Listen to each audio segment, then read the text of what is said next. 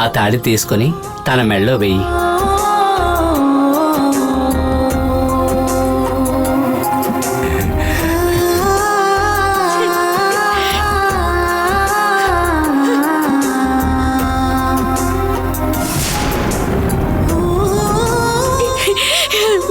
నన్ను ఆశీర్వదించండి. అరుణ్ బాబు, ఆశీర్వాదం తీసుకోండి.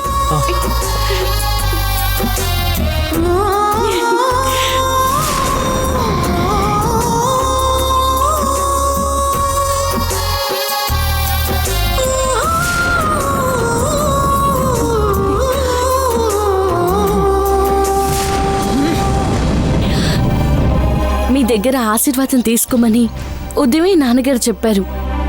నాకు మిమ్మల్ని చూడాలనిపించింది. మీరే నన్ను వెతుక్కుంటూ వచ్చి నన్ను ఆశీర్వదించారు. పౌతరాజుగా నమ్మేవాళ్ళు ఆయన్ని వెతుక్కుంటూ ఎక్కడికి వెళ్ళక్కర్లేదు. పౌతరాజే వాళ్ళని వెతుక్కుంటూ వస్తాడు. నేను మిమ్మల్ని చూడాలని అనుకోవడం వల్లే ఇదంతా జరిగింది.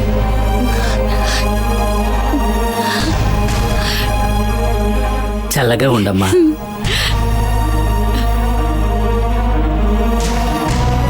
ఇంతకు ముందు మా అత్తయ్యకి సాయం చేశారు. ఇప్పుడు తాళి తీసిచ్చి గంగకి సాయం చేశారు. మీరు మంచి మనసుతో మా కుటుంబానికి సాయం చేస్తూనే ఉన్నారు. మేము మీకు ఎంతో రుణపడిపోతున్నాం. పౌతరాజు ఎన్నడూ ఏ ప్రతిఫలం ఆశించి చేయడు. నాకు దేవుడి మీద అంతగా నమ్మకం లేదు, కానీ ఎందుకో తెలియట్లేదు. మిమ్మల్ని చూస్తుంటే మనసులో గౌరవం కలుగుతోంది. నమ్మిన వాళ్ళకి నమ్మని వాళ్ళకి అందరి మనసుల్లో ఉండేవాడే పౌతరాజు. నువ్వు నాకు చేతులు జోడించి నమస్కరించక్కర్లేదు. నేను నమ్ముకున్న వాళ్ళని మెడవకుండా కాపాడు.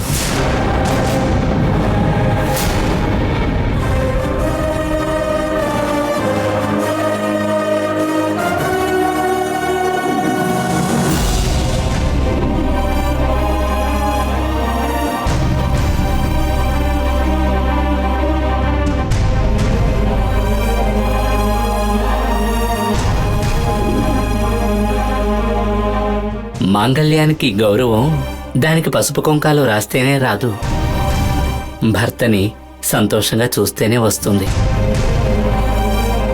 నువ్వు నీ భర్తని సంతోషంగా ఉండేలా చూసుకుంటున్నావా? అందులో ఏ లోటు లేదండి. ఆయన చాలా సంతోషంగా ఉన్నారు. నేను చెప్పేది మాటల్లో ఉండే సంతోషం గురించి కాదు, కాపురంలో ఉండే సంతోషం గురించి.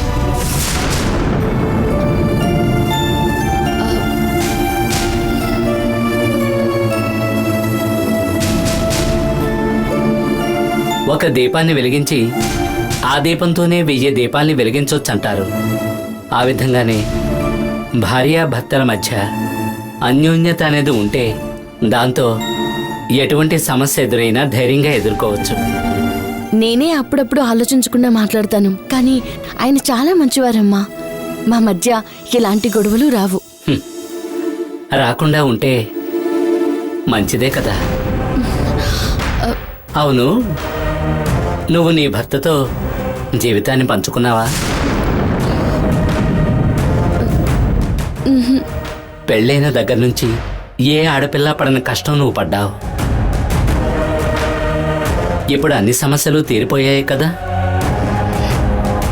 ఇంకా ఎందుకు భర్తను దూరంగా ఉంచుతున్నావు? నేను కావాలని దూరంగా ఉంచలేదు, దానికి టైం రాలేదు.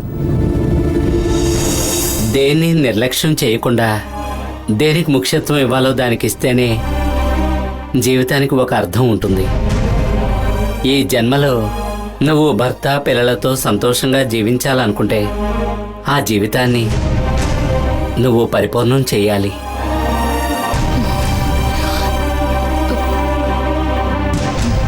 నీ మెడలోంచి జారిపడిన తాళిని ఆ పౌతరాజు తీసిచ్చాడు, కానీ నీ జీవితం సంతోషంగా ఉండాలంటే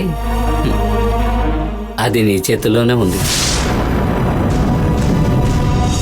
మనుషుల మీద చూపించే ప్రేమ వృధా అవ్వచ్చు, కానీ దేవుడి మీద చూపించే భక్తి వృధా అవ్వదు. నువ్వు చిన్నప్పటి నుంచి పుట్టుకు చేసిన పూజా ఫలితం వల్లే పౌతరాజు నువ్వు ఉన్న ఇంటిని వెతుక్కుంటూ వచ్చాడు. నీకు నీ కుటుంబానికి ఏదైనా సమస్య వస్తే ఇక మీద కూడా వస్తాడు.